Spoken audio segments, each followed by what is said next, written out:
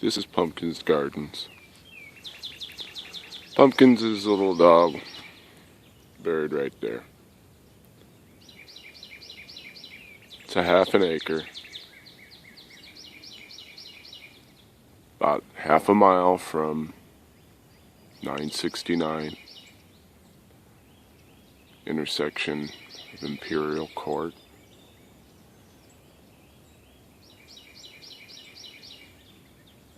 Imperial Lane, I think. A lot of slope. Currently on the property there's this about 200 square foot portable building. This small yurt type structure. And an octagon kitchen.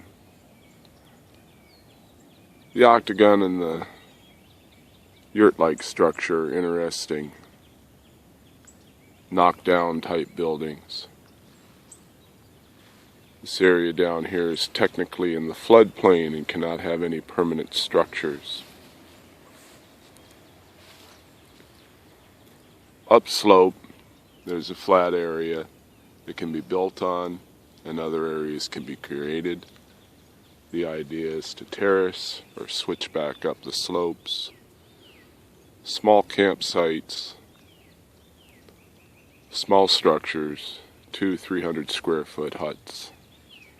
And then many different types of gardens. This was just kind of there was a pile of topsoil here, so I sculpted it and turned it into a terrace garden to put a bunch of lettuce starts that I just happened to have that need to get in the ground now. So that's the beginning of the gardens. This whole area here will be gardens.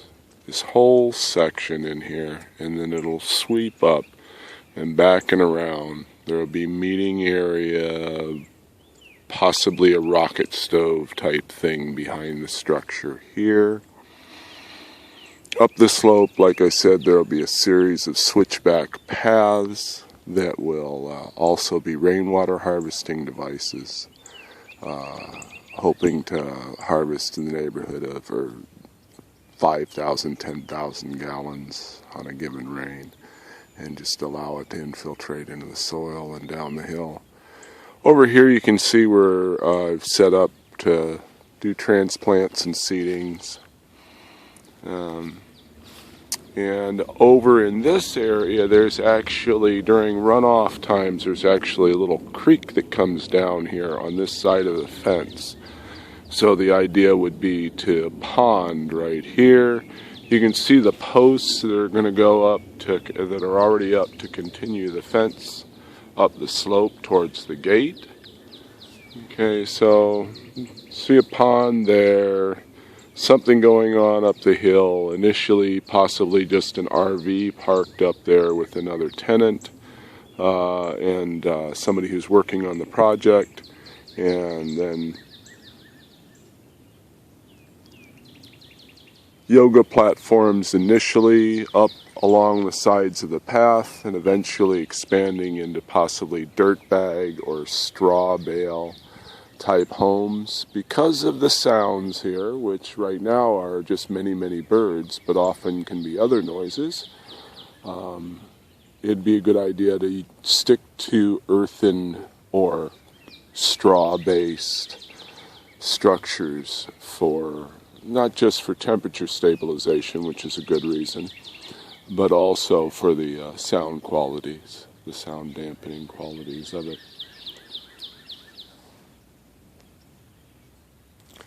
So this is the kitchen area that's kind of in progress. We're going to start out initially with hand pumps into the sinks, and I want to put very soon a couple of 350-gallon tanks high up on the hill. That'll give us 3 or 4 pounds of pressure down here at least, maybe more than that. Maybe as many as 10 pounds if we build it just right. and just run the hoses down, and then we'll have at least enough to take a shower, wash dishes, that sort of thing.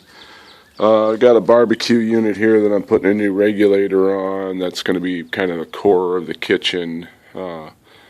Water jugs and cooler based, for now. Obviously, the idea is to bring power in. Might as well bring main power in because there's a pole right up almost to the corner of the property over this way. There's a pole. Bring city water in, but also put in solar panels, get a high-quality sun glow type refrigerator in here, and be able to work on or off grid. Again, with the gravity feed, but still water, but also with the city feed if we need it, heavily filtered to get rid of all the nasties that they're putting in the water. And then, of course, our rainwater harvesting, I'm thinking in the neighborhood of 30 to 40,000 gallons in the ground. I think we can figure out here between the slope and the pond, and 10 to 25,000 gallons in various type cisterns. I like ferro cement. I like the tie jar concept, and you can see those at the corner of each one of this house if you want to. In your mind, I do. And this octagon is more square footage than the house. Not a lot between the two of them, not even 1,000 square feet yet. But we can work on that as we do roofs and pavilions and shade areas above our yoga platforms and camp spots, and gather that water on the way down the hill and collect it into larger vessels, somewhere in the 500 to 800 gallon apiece. I don't like great big tanks, 10,000 gallon tanks and stuff like that, as much as I like multiple 2,300 gallons would be a humongous tank as far as I was concerned. You stand a chance of losing just too much at once, in my opinion, when you go to that size. But anyhow, there's different ways of doing things. All of those details can be worked out as we go along. But again, I'm looking out the kitchen here, and this is why I want to do the tower here, and then I'm going to do some type of mandala-shaped, moonish-shaped thing kind of wrapping around the existing yurt there. Then the garden stepping all the way up the hill, because then I'll be able to take advantage, even very passively, of any and all runoff that comes down that hill, and of course, actively any of the runoff that's happening underground, because when that gets saturated, it slowly but surely trickles downhill. So that's kind of a basic idea of the concept. So I kind of want to list the infrastructure items. You can see a bathtub over there.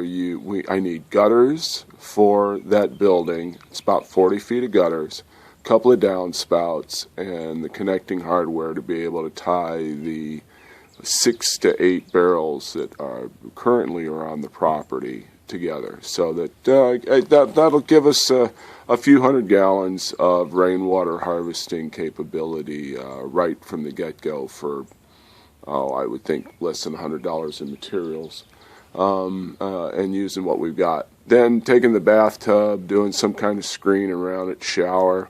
Next step would obviously be a solar water heater, maybe even backed up with an on-demand propane or propane water heater.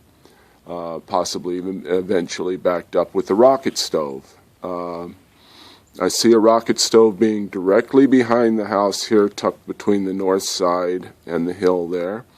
And that rocket stove could be vented to the house. It can be a backup heater for the little shower stall there, and also be a place to cook, make pizzas.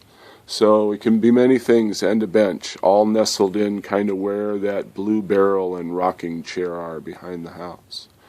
That's one of the thoughts. So solar panels. I used to get by with 260 watts in Arizona in the high mountains and high desert, and so we're not going to get by with that little here. I'm thinking a full kilowatt panel setup would be nice.